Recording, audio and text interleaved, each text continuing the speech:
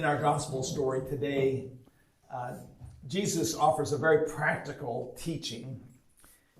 You know, Jesus isn't always practical. I mean, sometimes he's metaphorical or abstract or mystical. You know, the kingdom of God is like a pearl of great price, or blessed are the poor in spirit, for theirs is the kingdom of heaven.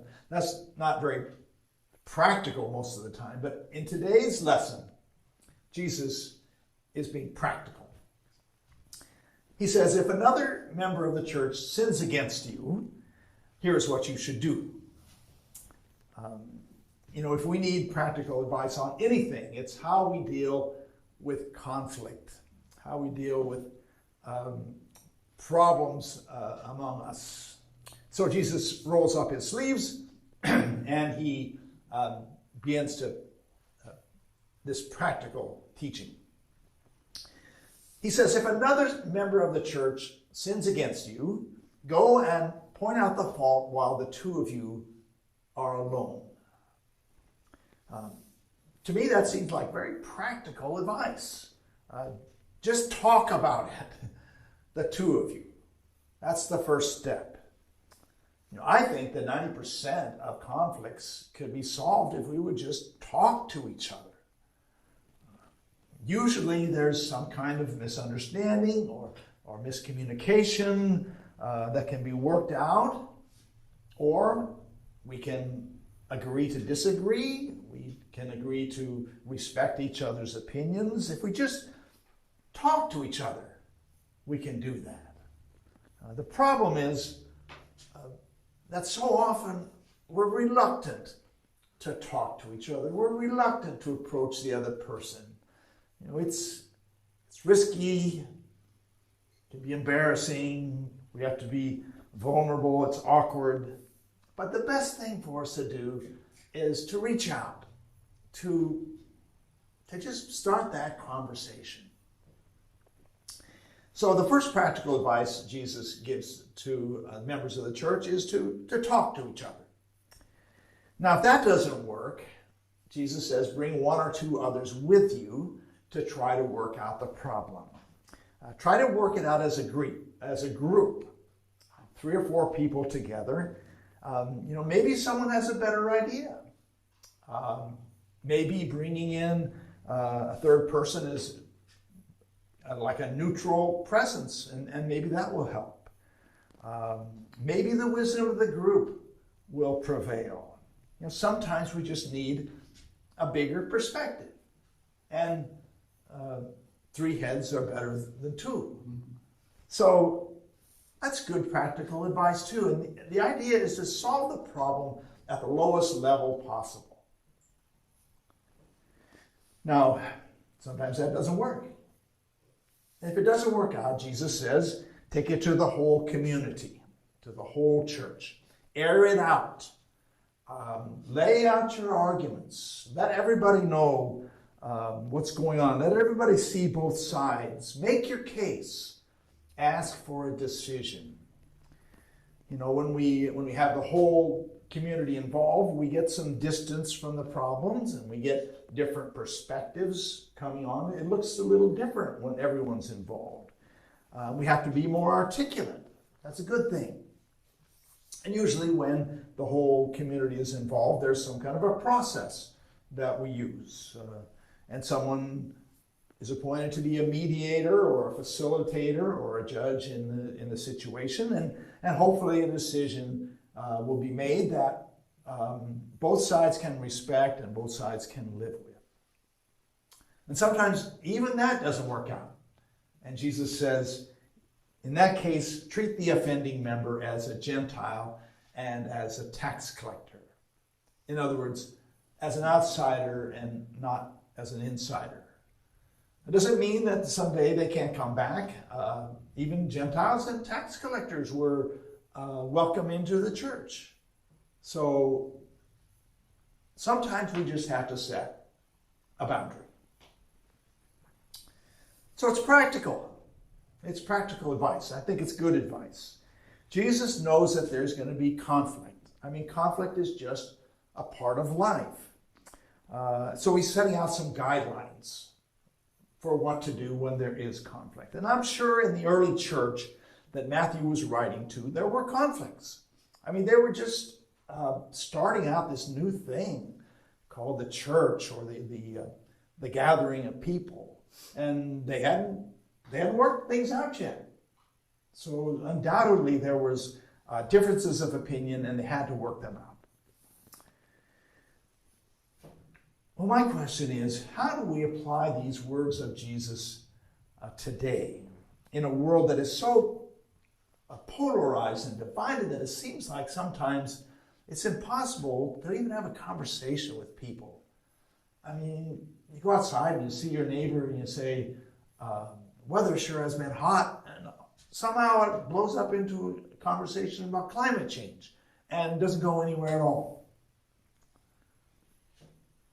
A number of years ago, I preached a sermon in which I said that climate change is real, it's human caused, and we can do something about it. And after the service, a woman came up to me and she said, I don't believe in climate change. It's just natural fluctuations, and there's nothing we can do about it, so we shouldn't get worried. Well, how do you argue with that? She had her opinion, and she wasn't going to change. And she didn't want to hear what I had to say. So basically, she shut me down. I didn't want to bring it up again because I was so intimidated by what she said. And so I avoided the topic.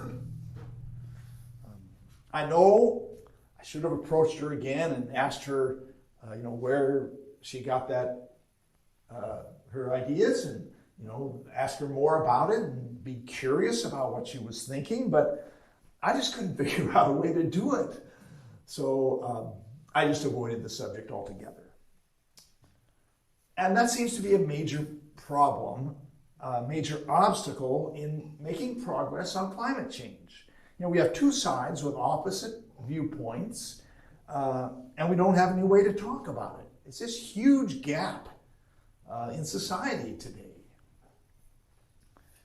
One of the problems is that climate change is so huge. I mean, the whole concept that the climate could be changing is just overwhelming. It's existential. How can we grasp something like a whole planet's atmosphere and weather and climate affecting everyone everywhere on the planet? It's just hard to grasp. Some philosophers say that climate change is a hyperobject. I've been reading about this. A hyperobject is something that is so massively distributed that you can't visualize it locally. In other words, it's everywhere. It's happening all over, but you can't point to any one thing and say, well, this is climate change. So it's hard to find the language to talk about it. Sometimes some scientists say that we are now entering a new geological age called the Anthropocene epoch. In geology you learn about the Pleistocene epoch and the Holocene epoch, and they say now in the last century we've begun a new geological era called the Anthropocene era or epoch. And it began when humans began to have a significant impact on the planet. If you look at a drilling core from an ice field in the Arctic, scientists can see when a layer of radiation was laid down from the atomic testing in the 1950s. And this is, of course, all over the world. And you can find microplastics everywhere now, in the highest mountains in the Himalayas and in the ocean, the floor of the ocean. So humans are starting a new geological era because of what we've done. The level of carbon dioxide in the atmosphere has been going up steadily since the early 1900s. And these things are really hard to visualize, much less to talk about. but they point to this vast change that is coming about. Jesus says, if a member of the church sins against you, then go to that person and point out the fault. But what if the fault is not by one person or by two persons, but by the whole human race? Who do we go to? How do we talk about this? How do we talk about environmental change, catastrophes, when it's just so darn inconvenient? You know, a lot of us aren't so worried about climate change because we figure that we'll be dead and gone by the time it's really bad. But our children and our grandchildren don't feel that way. This is their future. And it's no wonder the young people are so anxious these days because of what they may be facing.